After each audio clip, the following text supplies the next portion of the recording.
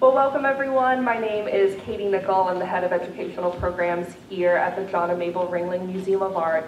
I wanted to warmly welcome each and every one of you to today's lecture, Women Clay Artists of Japan, with Hollis Goodall. We are so thrilled that you made it out this morning and are joining us for a really exciting lecture that supports an exhibition that is just downstairs, just one floor down below us, Radical Clay Contemporary Women Artists from Japan, and ceramic artists from Japan, which we have loved having for the past several months.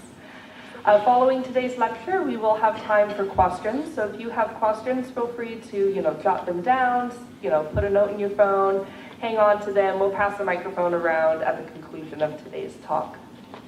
And so without further ado, I'm very pleased to introduce to you today's speaker, who is Hollis Goodall.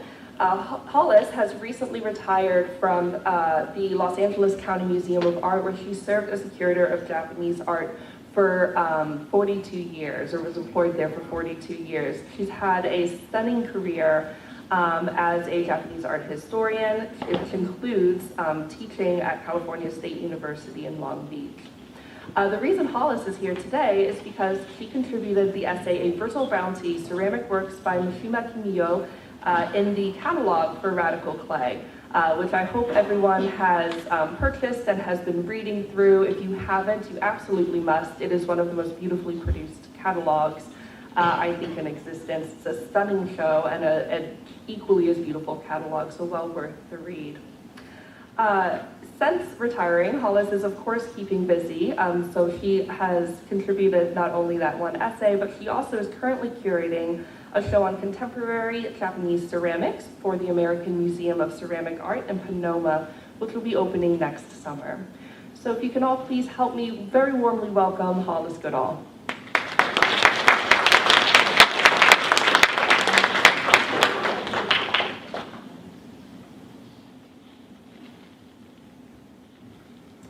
Thank you, Katie, and thank you, Rhiannon, also for getting me out here. One thing about the question and answer session, please don't ask me anything too hard because I might start crying. So I'm going to give a little bit of historical background to women as artists in Japan, particularly clay artists. There'll be a few people stepping in and out of the woodwork to show women's art in other fields, but primarily we'll be looking at clay. There are a few terms that I just wanted to familiarize you with because I will be using these kind of repeatedly. First off, Japanese names go surname first. For instance, that's all over East Asia. So Xi Jinping's surname is Xi.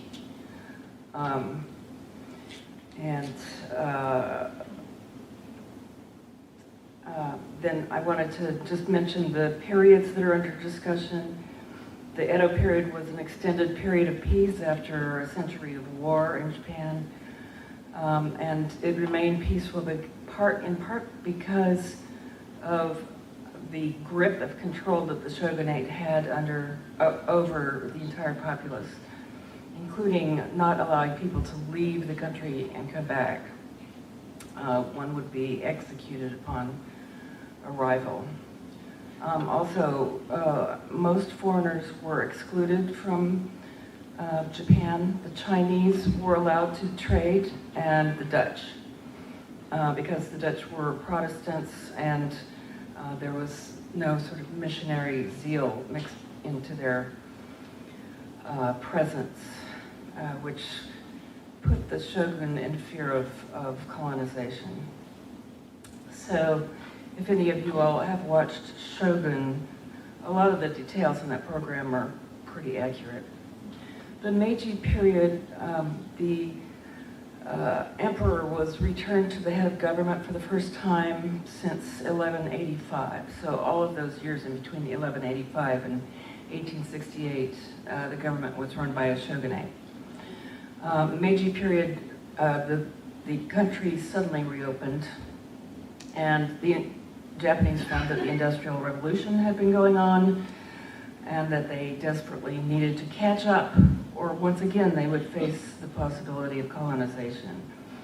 So there was extremely rapid development in Japan at that time, and one of the ways that they paid for the industrial development was through the export of crafts. Vast numbers of ceramics, lacquerware, wood, metalwork, etc., went to Europe and the United States and Australia in trade for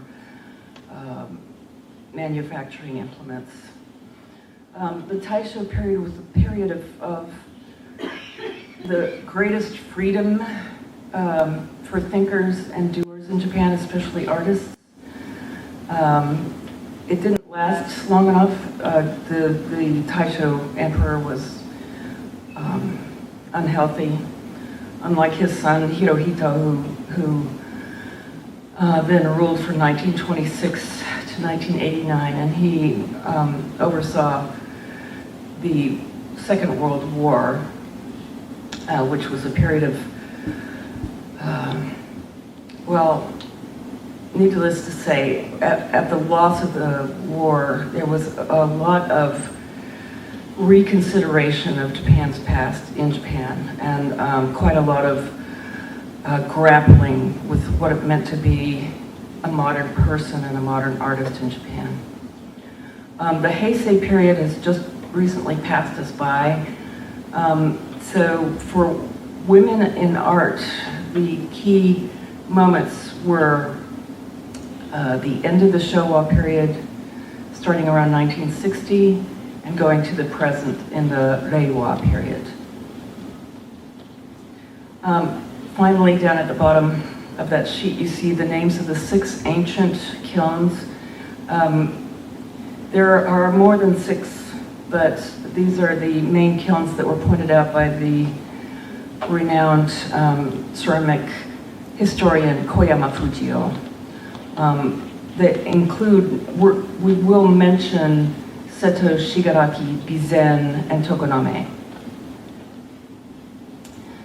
So this was an early progenitor, Otagaki Rengetsu. She was a nun. She became a nun after 2 husbands, all of her children, and her father-in-law all passed away while she was still young. And she needed to find a way to support herself, so she jumped into the ceramics world. And she was also extremely well known as a poet and a calligrapher. So the poetic calligraphy that you see at the top of the painting on the right is by Rengetsu, and also on these hand-built pieces that you see on the left.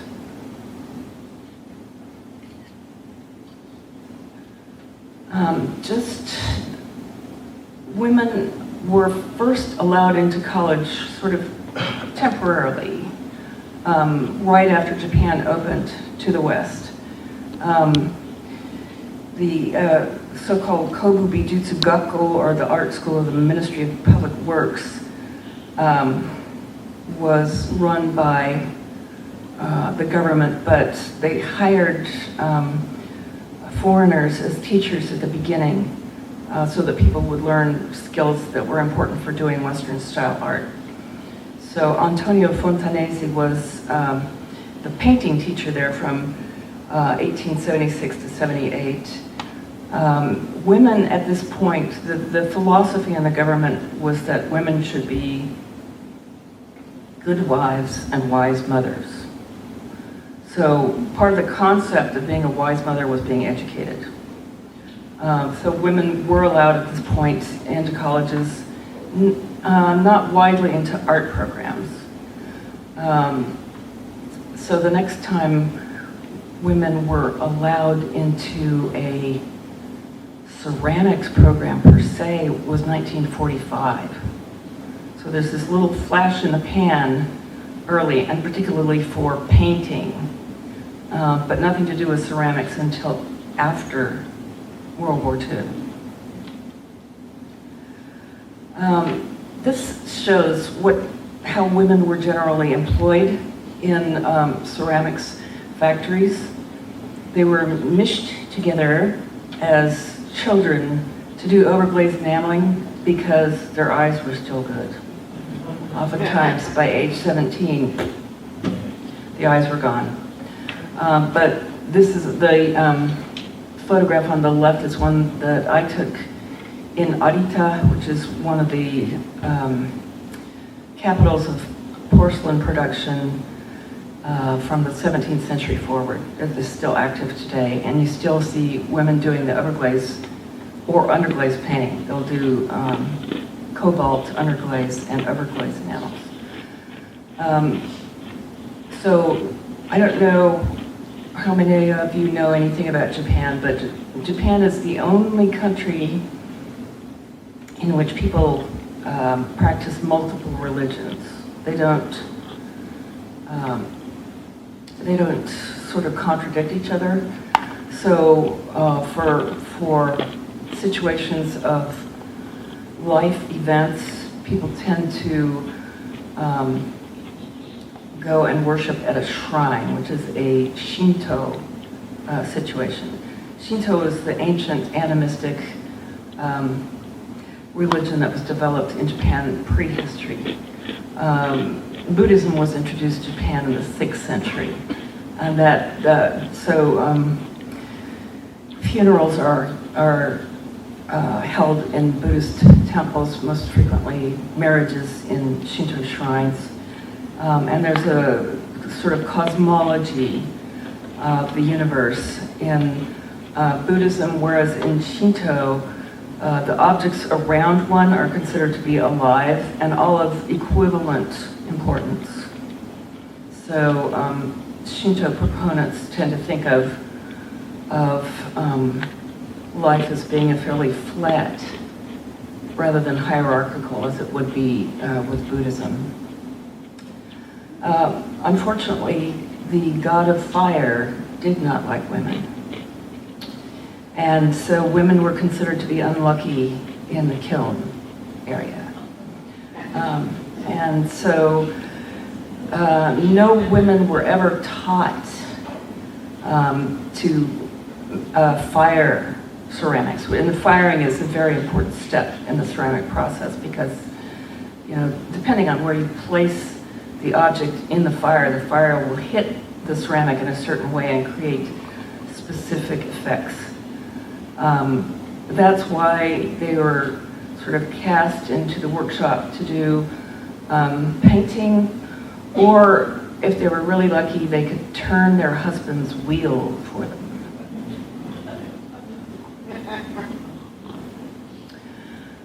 So in general, in the 20th century, there were 5 different aspects to ceramic practice that took hold. One was kind of a carryover from the Meiji period, which didn't end until 1912. And there was quite a bit of study during that time of porcelains that were coming out of China that had just been sprung from the imperial palace as their system of government was falling apart. People started taking things out of the imperial palace and selling them on the market. And a lot of these porcelains went to Japan, and artists began to reverse engineer some of the glazes that they found in Chinese porcelain, and we'll see a couple of Celadon examples in a moment. The second is the traditional utilitarian forms and clays from the 6 ancient kilns that I just mentioned, whose fire god is not like women. And then from about the 1930s to the 50s, there was a renaissance of styles and techniques from the 16th century. So if you're watching Shogun, once again, that program starts in the year 1600. And just prior to that, there was a giant wave of interest in tea ceremony. And so the tea vessels that were developed between, well, let's say in the last quarter of the 16th century, had a great deal of variety and creativity to them. But they were that these pieces were baked in giant kilns. And so they had effects that nobody could recreate because until there were archaeological digs done starting in the 1930s, nobody knew exactly how these pieces were made. So that was the situation, once again, of reverse engineering. Then there was the Mingei folk art movement. How many of you all have heard about Mingei art? Anybody? The most famous proponent of that is Hamada Shoji, who came to the United States several times. And so many people in the last generation in the United States have considered him to be the potter from Japan because they were thoroughly introduced to his work. And it was quite a powerful group, particularly in the post-war era. And then finally, starting in 1948, there was the adaptation of the ceramic medium as sculpture. And that is much of what we see in the exhibition because a lot of that was taught in universities. Universities oftentimes working with gas or electric kilns so that it was not off bounds for women to use those kilns. So here are a few examples of women learning from the atelier system, which was the predominant system of learning about ceramics prior to the 20th century. Suwa Sozan II was adopted as a child by Suwa Sozan I. So when he died, she took his name. And that is happening extremely infrequently still, that a girl child takes the father's title. He was one of the people that concentrated very hard on Chinese-style glazes. This is a reproduction by him on the right of a Song Dynasty vessel, Southern Song Dynasty in China, that was 1157 to 1279. Rhiannon, am I anywhere close to that? Yeah, I think so. So she did the one on the left there. You see that sort of unctuous, lovely-looking celadon glaze. Ono Hakuho was just the second woman to receive the top prize in Japan for being a potter. It's the Japan Ceramic Society Gold Award. And she became an intangible cultural asset of Saga Prefecture. So she was like the lower level of a living national treasure just within her prefecture as opposed to national. So her father had been an overglaze enameler, and she learned how to pot with him, but she learned this incredibly scary looking technique of doing gold leaf under glaze from a living national treasure named Kato Hajime. So some of these people were actually willing to take on women as students, and she really mastered this method. So you recognize the piece on the left if you've had a chance to go into the gallery. It is much more enormous than it looks on the screen. Tokuri Yasukichi IV, again, was able to inherit her father's name, Tokuri Yasukichi III. He was a painter in Kutani. In Kutani, the typical historical method of doing porcelain was to do overglaze enameling of bird and flower motifs. So he completely modernized this idea, creating this fashion of blending these tones from traditional Kutani ware, but into this almost sunburst type effect. And Yasukichi IV also does this blending effect. She tends to use cooler colors than her father did, although I've seen a couple of pieces that resemble the plate on the right by Yasukichi III. And upcoming, hopefully not anytime soon, a woman named Takahashi Yoshiko is going to inherit the Takahashi Rakusai name. She'll be the 6th Rakusai. So you see the family up there at the upper right. At the left is Rakusai the 5th. He's the guy in the middle. And Yoshiko obviously is the person on the right. She does this fluted style. They work in Shigaraki, which is one of the ancient kiln sites, and Shigaraki is known for this stoneware clay that is filled with feldspathic pebbles that work their way to the surface during firing. So you see that sort of white speckle effect is actually textural as the rocks sort of protrude out of the surface. And also, both of them fire in Noborigama, which are climbing kilns, and Anagama, which are cave kilns. The cave kiln being the most primitive style of kiln in order to get specific firing effects on a clay.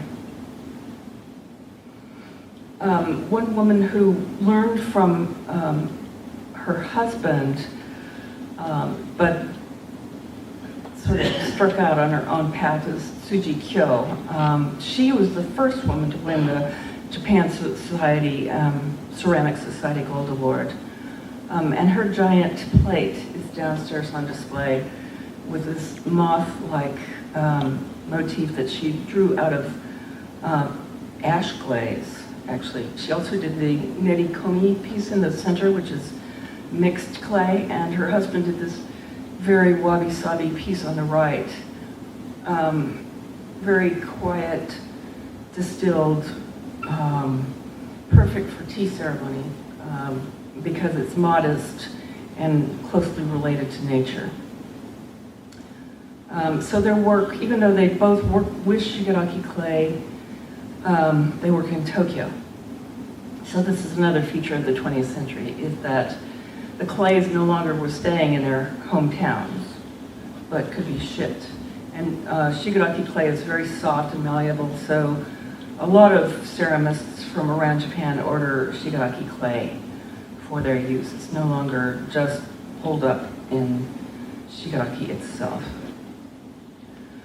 This is a woman who's, I tried in this talk to put not in the show, just so that you don't get confused about who's in and who's out. But Koyama Kyoko was a member of that Renaissance movement of trying to retro-engineer the look of ceramics from the 16th century. And she managed to do this with Iga ware.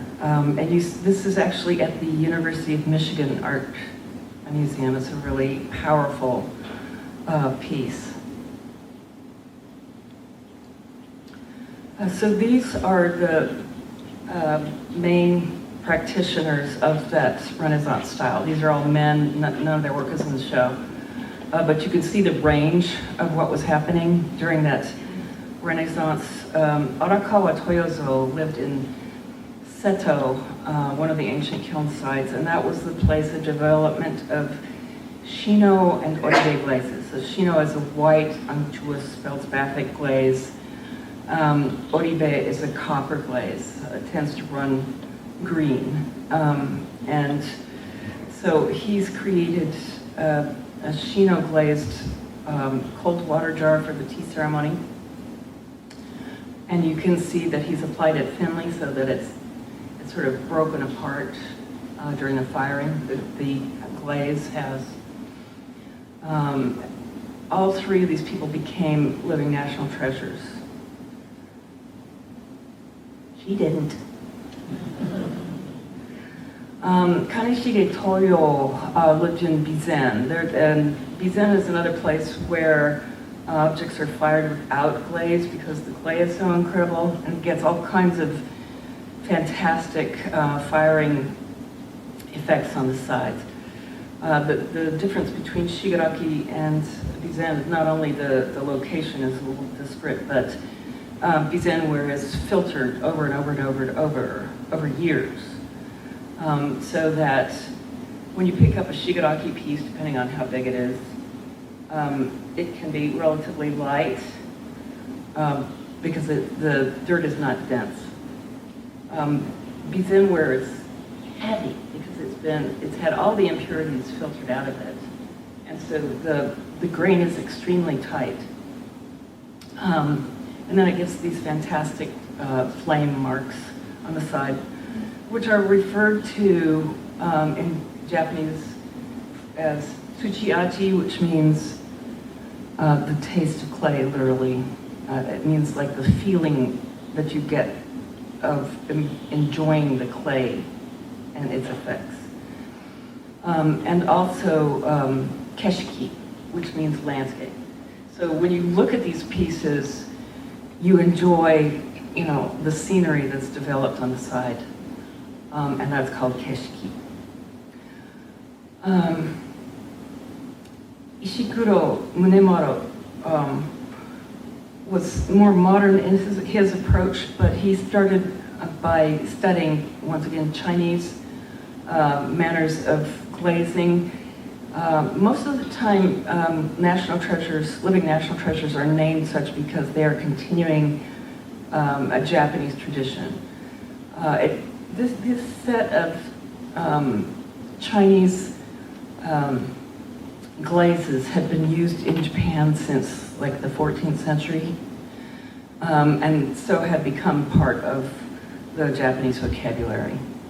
But the way he applies it is modern. He's stamped the side with these sort of bird-like images. It's kind of hard to make out the birds. You have to stare at it for a while, and then oh, it's a bird. In kind of a persimmon glaze that is based around iron. The Menge folk movement, which I mentioned Hamada Shoji a few minutes ago, was based around 5 different progenitors, all of them men. The first was Yanagi Soetsu, who was a religious philosopher and art critic. He started writing critiques of Western art and introducing Western art into Japan through a magazine called Shirakaba. When he was a teenager, he had not finished high school yet, but he was kind of powerful from the very beginning. He was very influential in the modernization of Japanese art. He worked with 3 different potters. One was Tomimoto Kenkichi, who bought into Yanagi's ideas about folk art and the kinds of things that identified folk ceramics in particular until about 1935, and then he backed out of group and went on and did overglaze enameling based on Kutani-style porcelains. Hamada Shoji was a Menge artist throughout his life, and as I mentioned before, he came to the United States in 1952, and I think he came again in 1954, and did workshops in various places in California and the upper Middle West, and also on the East Coast. So there are quite a number of Hamada pieces in Western collections, but he's also incredibly popular for his kind of large, muscular pieces. Kawai Kanjiro was a Kyoto artist who loved to experiment with Chinese glazes once again, but he also went around with Yanagi Soetsu and began to develop this folk art practice in the countryside. And Bernard Leach was an Englishman who, I think he was born in Hong Kong and spent quite a bit of time in Japan, able to get along in the language. He and Hamada went back to England and built the kiln, which would become the sort of locus for St. Ives pottery. And the studio ceramics movement in England. He was also best friends with Tomimoto Kenkichi. He was at Tomimoto's deathbed, so really quite a close friend. And Tomimoto had also traveled quite a bit in England in particular, studied a lot at the Victoria and Albert Museum, studying motifs from folk ceramics all over the world. And also, so that meant that Hamada and Tomimoto had both seen female ceramists at St. Ives. Margaret Wildenhain is a famous member of that group there in St. Ives. Did it mean they had female students? Not so much in Hamada's sense. So here are three people who worked in the Mingei style, two of whom are American. On the left is a Japanese woman, Miyagawa Masu. She was a folk potter. This is the typical folk style of Mashiko, the place, potting village that Hamada took up as his home ground. Susan Peterson was a professor at USC in Los Angeles. She's the one who helped get Hamada to Los Angeles. And she wrote Shoji Hamada, A Potter's Way and Work in 1974. And then Martha Longenecker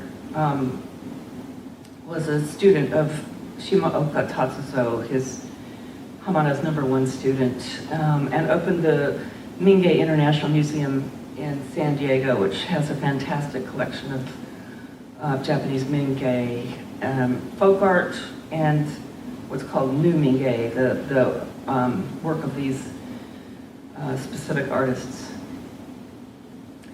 In the post-war period, as I mentioned, people's souls were crushed by the fact that they had been basically lied to by the government and said, you know, we're going to win, you know, we're the greatest, blah, blah, blah. And then they lost in a most tragic way, obviously. A leading artist of that time, Okamoto Taro, and several other artists. You probably saw Rihanna's show of Saito Kiyoshi's prints a few years ago. Look to ancient Japanese art from archaeological digs. These are all prehistory. Writing wasn't introduced to Japan until the 6th and 7th centuries. So these are examples of Jomon period pieces at the left and center, and then a Kofun period object on the right. That means a tumulus period. There was a period when people were having giant tombs made for themselves, and these tombs often had Haniwa figures demarcating the sacred zone or the polluted zone where the dead person was. So several of these artworks that you're going to see refer back to Jomon in particular pieces, but this group in Kyoto, so Kyoto, Osaka are only 35 minutes apart by train. They're right in the center of the large island Honshu. Kyoto was the ancient capital since the year 794 until 1868 when the emperor moved to Tokyo. So one wouldn't expect for up-and-coming new avant-garde artists to develop these groups in Kyoto, but there they are. These were the most forward-looking groups of their time. One of the groups was called Shikokai, and that group didn't last all that long, but then the second group was called Sodeisha, came along a year or two after Shikokai. Sodeisha is still active. And the piece that you see at the lower left there is by one of the spokespeople for the Shikokai group, who is making basically a copy of a Haniwa figure that's at the Tokyo National Museum and turning it into a flower pot. And the reason is that one of the most sort of foremost avant-garde groups in Japan was the Ikebana world, the world of flower arranging. A lot of the pots that you'll see that are functional vessels are made for these people. Those people were, a lot of those people in the avant-garde sector were located in Tokyo and Kyoto and Osaka. So he created this vase as a way of having a very almost sculptural flower arrangement.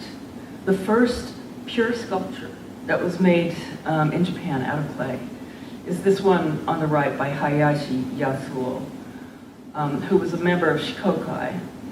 Uno Sango later decided that Shikokai should turn back to doing functional vessels, and a lot of the group just decamped and moved over to Sodeisha. So Hayashi Yasuo later became a member of Sodeisha.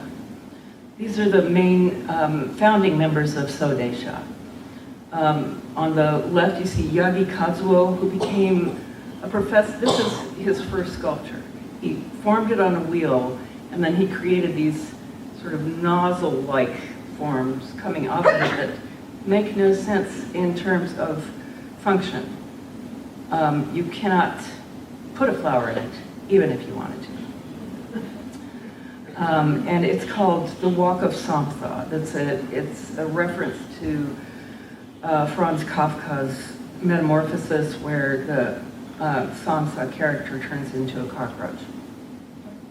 So it's this metamorphosis of, having multiple legs that you kind of don't know what to do with. His good buddy, who would take over the job as a professor at the University of the Municipal University of Arts and Design in Kyoto, is Suzuki Osamu. And then another top artist in the group was Yamada Hikaru. And this is a good one to keep in mind when you look at the work of Ayumi Shigematsu coming up in a slide, and also downstairs, because it sort of combines organic elements with mechanical elements. And this relates also to metal sculpture of the same time period. So they were working with ideas that were coming from across media, but all in sculpture. All of these guys ended up, from the Sodeisha movement, ended up making some utilitarian work in order to make a living. The sculptures were mainly for collectors who were really interested in the front edge of modernism. This is a power couple who are disciples from the Sodeisha movement. The husband on the left, Satoru Hoshino Satoru, I put that backwards. After a landslide wiped out the house and studio of the Hoshino couple, both of them went through sort of a identity crisis, and Hoshino began to express the qualities of clay by pushing his fingers very deeply into the clay, making something that was coil-built as opposed to wheel-built.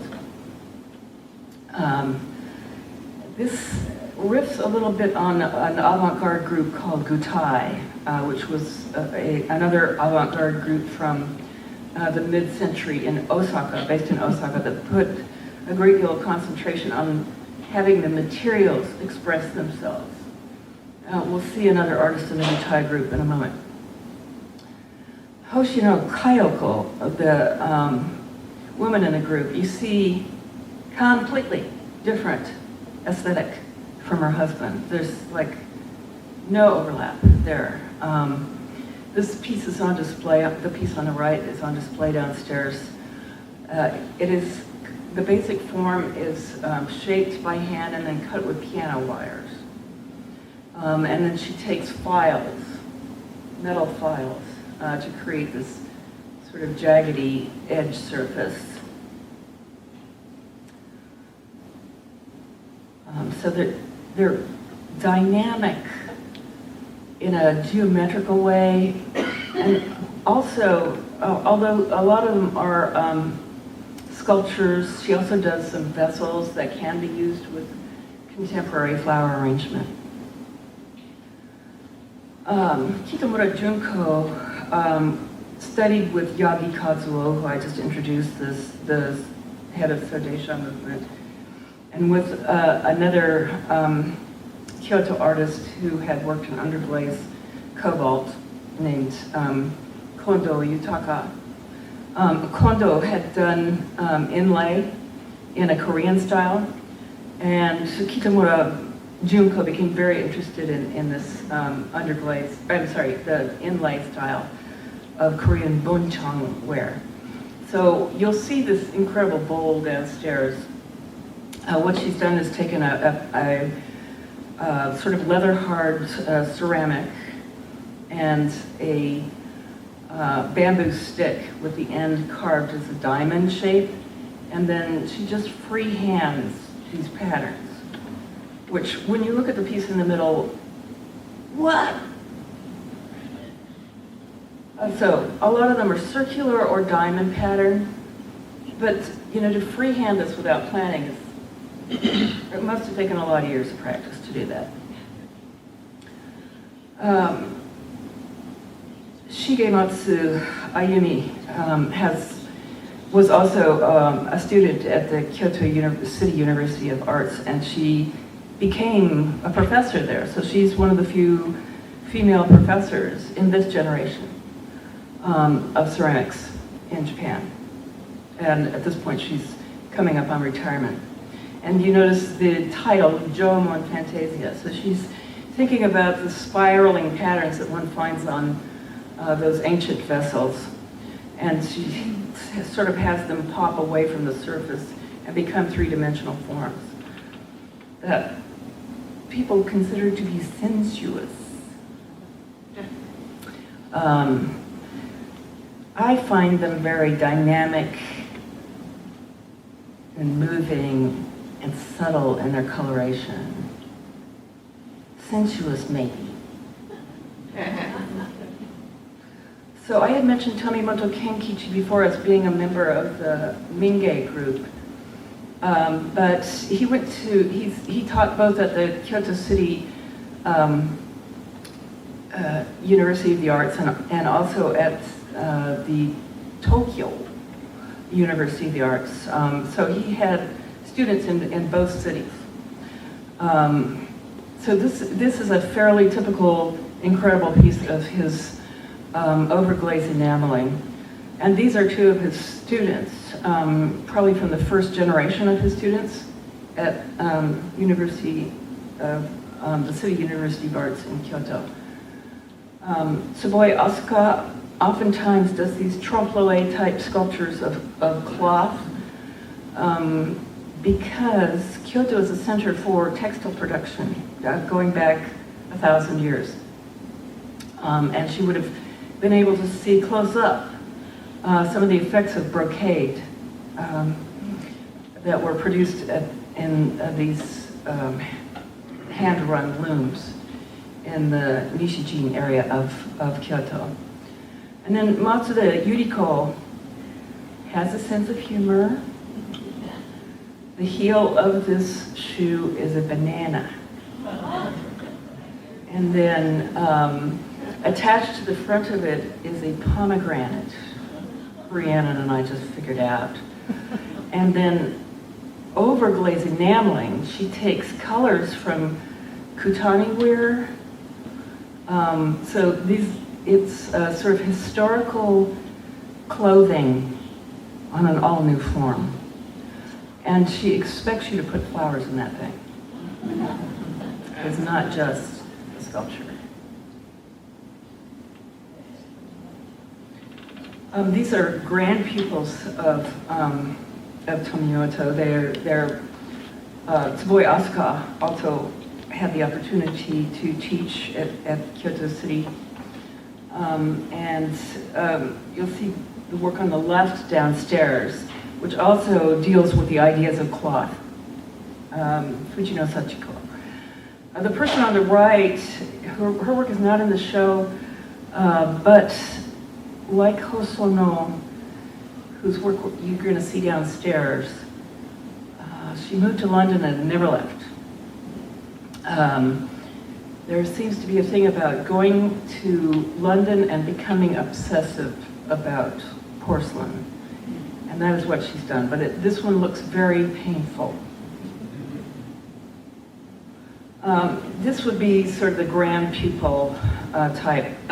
She did not get taught in Kyoto. She was taught at one of the newer, younger art schools in Tokyo called the Tama Art University, which is a very famous, at this point, art university. But she uses the same ideas from Sodeisha of having something be a pure sculpture, not utilitarian in any way, and having trompe-l'oeil effects. And part of the way that she achieves these trompe-l'oeil effects is by multiple glazes that she very carefully applies. So I encourage you when you go downstairs to look at her piece, that you take a really close look in the folds to see, how carefully and minutely she has created the shading with these different tones of glaze. Another grand pupil of Tomimoto Kenkichi is Tashima Etsuko, whose work is right near the entrance of the show. Her professor was Yanagi Mutsuo, born in 1934 and still alive. He taught at Kyoto City University of Arts and then decided to move to the United States and get sort of a refresher in contemporary styles. And he picked up this pop aesthetic from having taught here. He taught both in Seattle and in Portland, and so both of those institutions of both of those cities have some early work by Yanagi Mutsuo.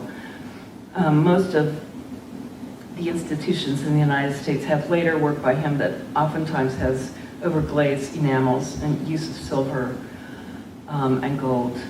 Tashima Etsuko started out in a completely different vein, which we'll see in just a moment, but now she is working with these very strong colors that you see.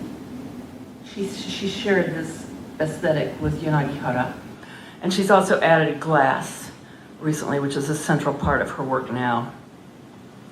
Katsumata Chieko also learned in France after having studied with Yanagihara. She loves these organic forms, particularly the sort of touchy-feely forms of pumpkins.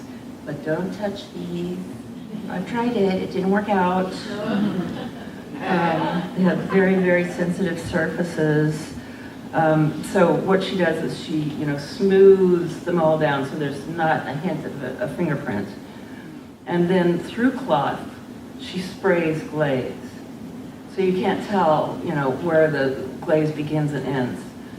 And these are kind of creepy. Particularly this form that has this sort of red claw-like interior. Creepiness, I have to point out to anybody over the age of 30 in the room, is a central area of interest for people who like manga and anime and contemporary Japanese art. So there you go. Fukumoto Fuku, her parents were both very famous fabric artists. Her mother, Fukumoto Shihoko, on the right here. And she had a very close aesthetic idea, coming from poetry and ancient Japanese terminology that comes out of classical poetry, particularly having to do with the moon. So you see these sort of sky colors, water colors, moon colors. The colors of the moon reflecting on water, which is the perfect Zen symbol of transience and of illusion. So the moon does not give off light, it's a reflection of the sun. And then the moon's reflection in water is a double reflection. So there can't be anything more illusory than the idea of the moon reflected in water. These are three women to come out of the Tokyo University of Arts. Kyoto University of the Arts started allowing women in 1945, Tokyo not until 1952. So they were a little behind, but the artists that have been coming out of there over the last half a century are kind of ahead in their own ways. They're the very strong sculptural expression. On the left is Hayashi Kaku, who herself became a professor of ceramics at Bunsei University in Tochigi Prefecture, which is north of Tokyo. And there she's considering the idea of the Zen circle with a cross across it. So it's the idea of the perfection undone. She oftentimes takes her shapes from rock walls. She did a particularly long study of the famous Kegon waterfall, which is in the same prefecture where she lives, and that is considered to be a god. So she would do, these images on her ceramics of waterfall using white glazes, and then the rocks on the side of the waterfall. This tends to come more directly from the rock faces. And then Koike Shoko has lived just near the ocean, and she's very much attached to shell imagery. Ogawa Machiko started out at the Tokyo University of the Arts, and then she moved with her husband, who was an anthropologist, to Paris and then to Burkina Faso. And she got quite a lot of influence from her time in Burkina Faso, particularly the pit firing of ceramics there, and the idea of the sort of broken earth as a factor of expression. This is the latest generation to come out of the Tokyo University of Arts, relatively young artist. She may be 44, but that's considered very young in the Japanese craft world. You're not considered to be mature until you hit 60. And these are both artists who have done some training in Paris.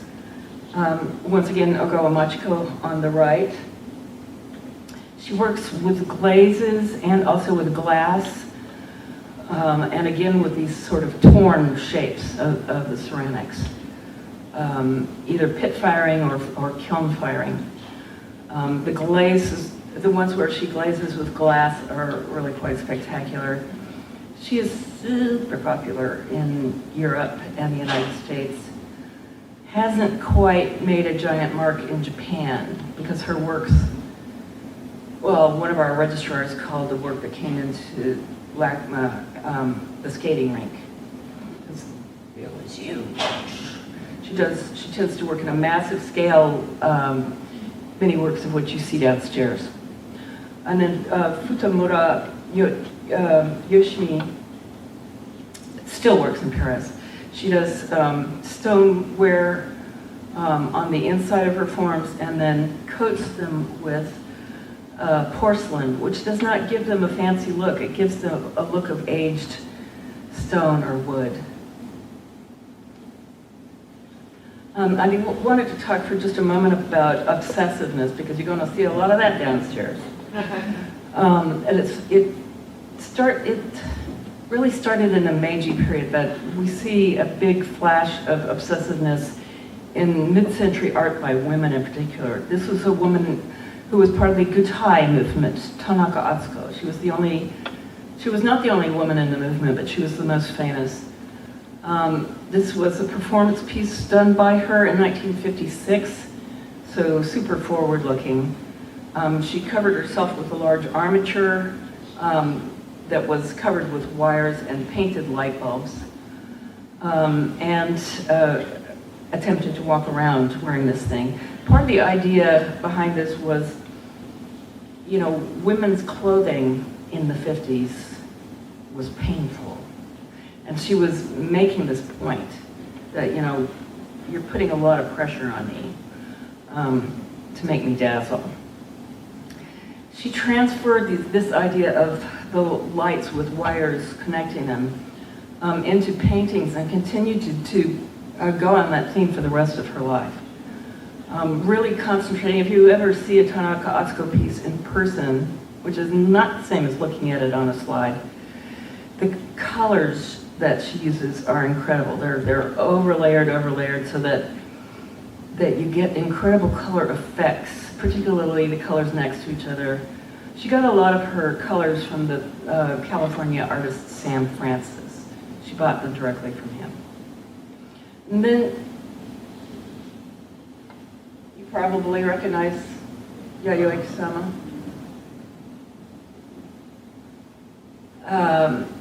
So she claims her obsessiveness, saying, I'm an obsessional artist.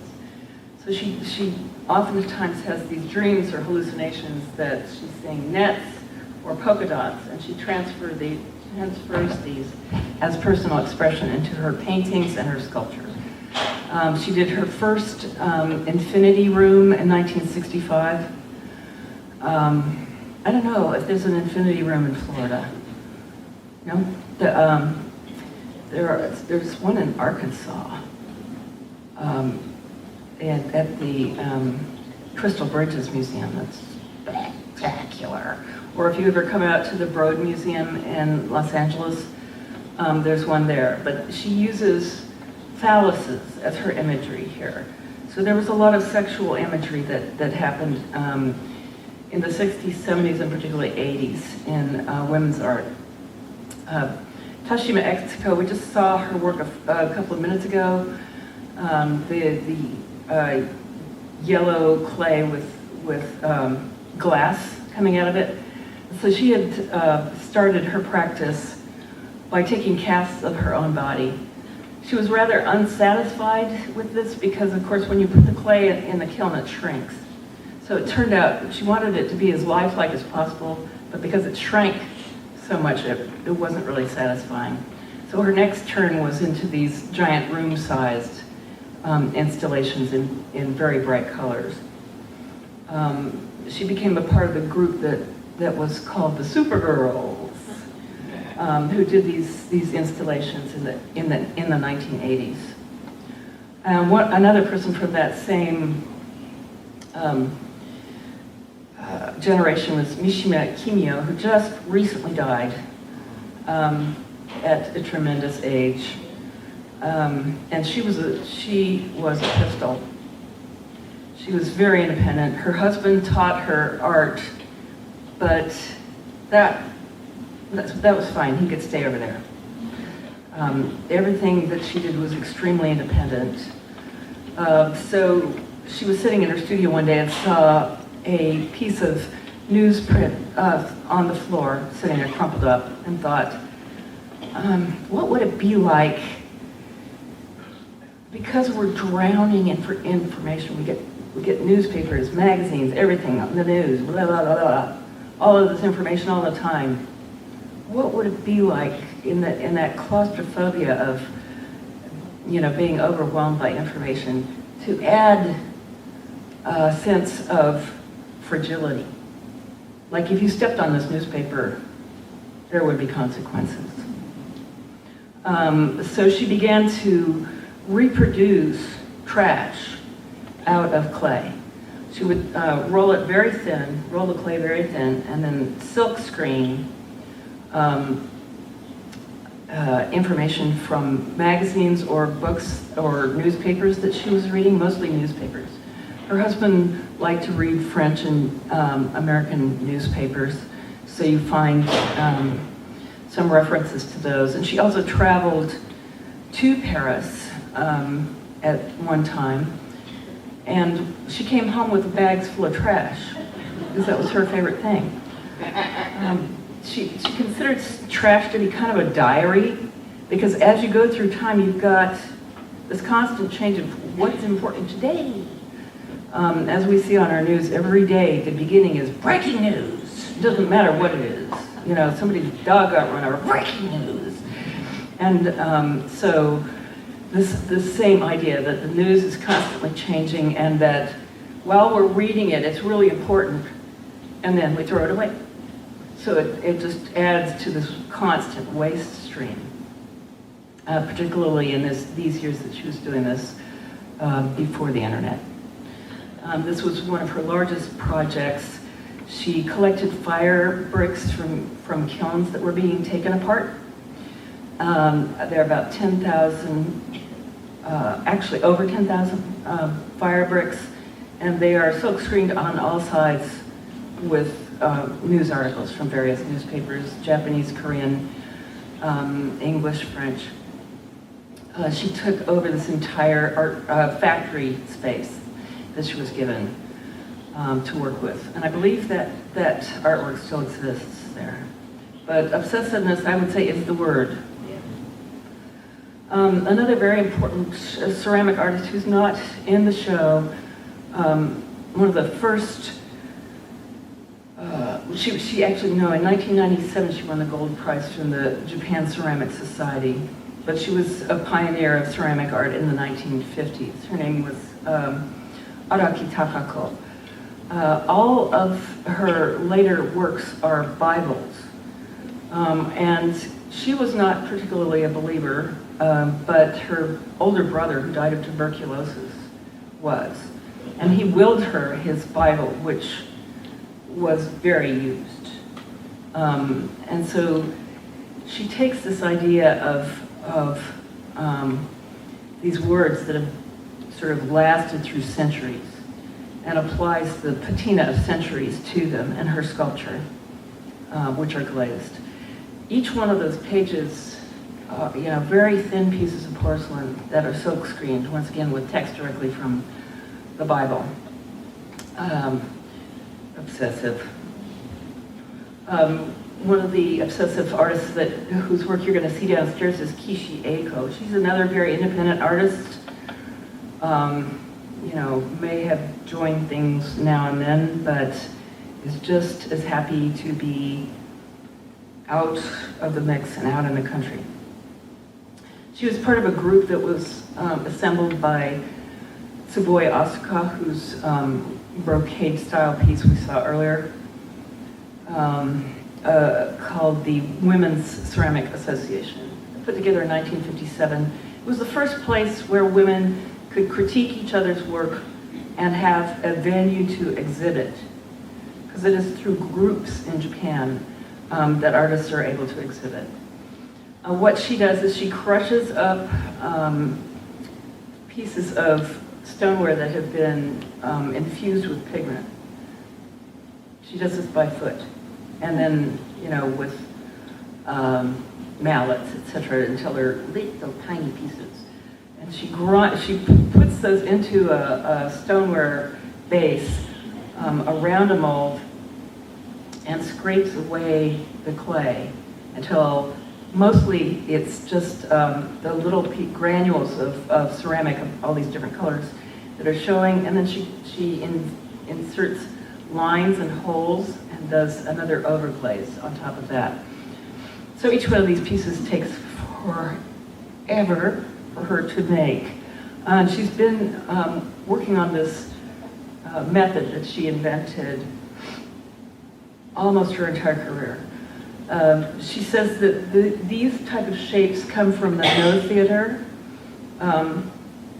In No Theater, a lot of the dance is around the movement of costumes. So you can imagine a kimono being held in different ways and bent in certain ways, and so that's how you get these geometric forms. It's coming from the costumes that are worn.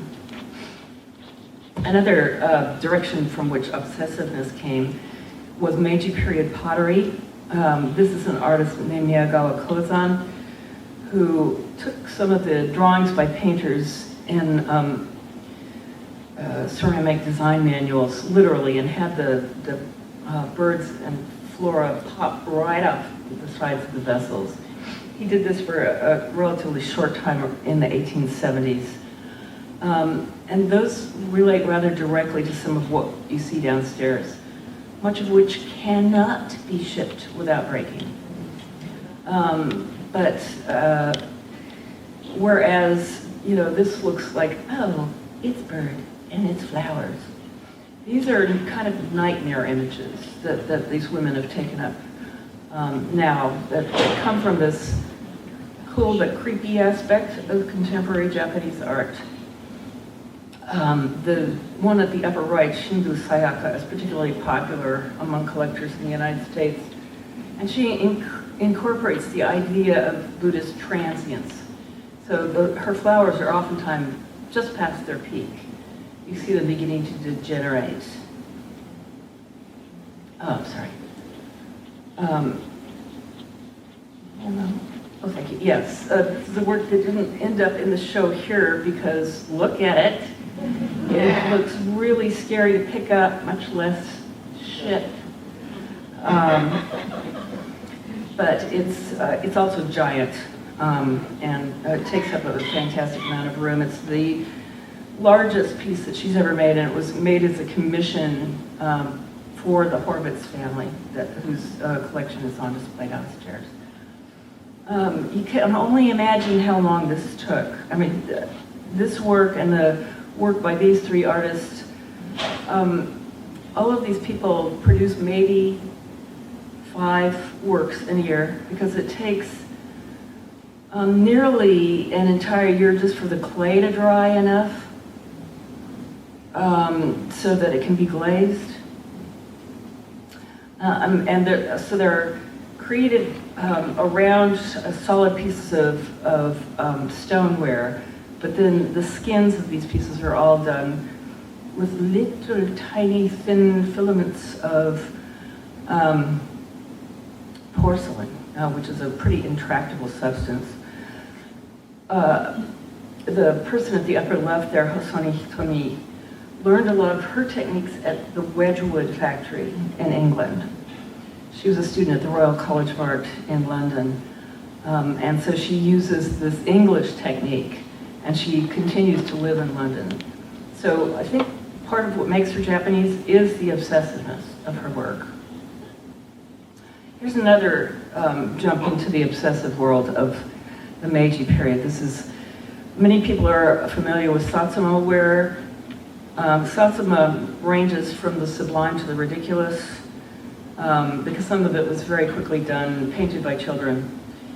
This artist who lived in Osaka was a master of extremely fine painting that he did in overglaze enamel. And he did these very painterly scenes around the sides of vessels in overglaze enamel. And so sort of a reflection that you see of that work is by Tomita Mikiko downstairs. She does these organic shapes, oftentimes shell-type shapes, but then goes completely to town with the overglaze enameling, some of which is taken from ideas from architecture, like Islamic architecture of southern Spain or of Portugal, etc. So if you look at these motifs on her pieces, they're not Japanese. They really are much more reminiscent of Islamic style. This is probably as good a place to stop as any, right? This is, again, the funny woman, Matsuda Yuriko, who takes these very classic style overglaze enameling motifs and puts them on women's behinds. It's called The Prayer, and the subject matter comes from a photograph by Man Ray. So I'm going to stop there. There's a couple more pieces, but I've talked long enough. So the next question is, do you have any easy questions for me? I just wondered about the kilns that you're talking about. It's a literal kiln that people would. I would have a question about the kilns you're talking about, where it's like it's a literal kiln, and they would come from the countryside and bring the pottery to it. The 8 kilns you were talking about at the very beginning. So those are all rural areas, and they dig the clay from that immediate vicinity, sometimes from the farm field, sometimes from the mountains. And the kilns that are built in those areas are oftentimes climbing kilns made out of, fire brick, or cave kilns. So they're big. Big.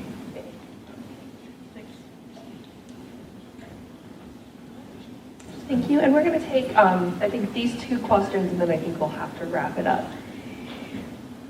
I wanted to know, how did you decide which pieces were going to be shown and not? I mean, you did mention something about traveling. Some of them were not easily traveled with, but how did you choose the pieces for the show? I didn't. Rhiannon Paget did. She's behind you, so you can ask that question when she comes up here. But my impression is that everything from the original show is in, except for the pieces that were just impossible to ship. Is that right, Rhiannon? I didn't choose them, I just got a checklist. Oh. And I picked them all. Makes your life so much easier. Easy choosing. I think we're going to do this last question here. Thank you. Thank you. I enjoyed your presentation on the love the exhibit. I'm planning to go on a cruise next year to Japan. And if I wanted to see this type of art, I have limited time, where would you first suggest I see it in Japan? I didn't say it would be easy. The National Craft Museum of Japan is now in a town called Kanazawa, which is up on the Sea of Japan. It's an old craft center called it used to be called Little Kyoto. But that is where the National Museum of Decorative Arts is. The Kyoto National Museum of Modern Art is another place to look at contemporary ceramics such as this. It depends on, I mean, if you're going on a cruise, then you have specific places that you're probably gonna. I haven't seen the cruise yet, and I will have, I guess, a little time if I go before the cruise and after the cruise.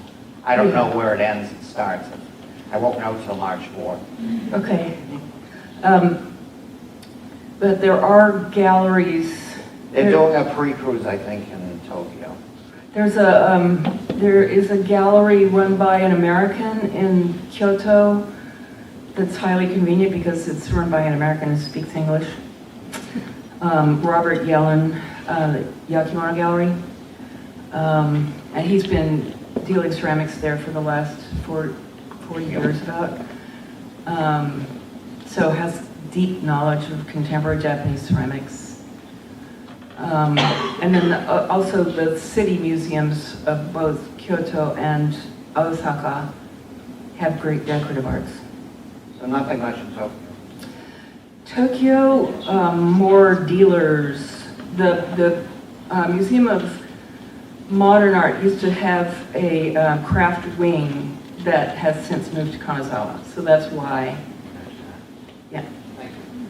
All right, everyone. I know we have so many questions because that was such a thorough presentation, but before you applaud for Hollis Goodall, I wanted to just welcome Rhiannon Paget, our Curator of Asian Art, here at the Ringling up to the microphone, who is going to close us out today. So Rhiannon. Thank you everyone so much for coming today, and thank you Hollis so much for giving this wonderful talk. I just wanted, okay, quick applause.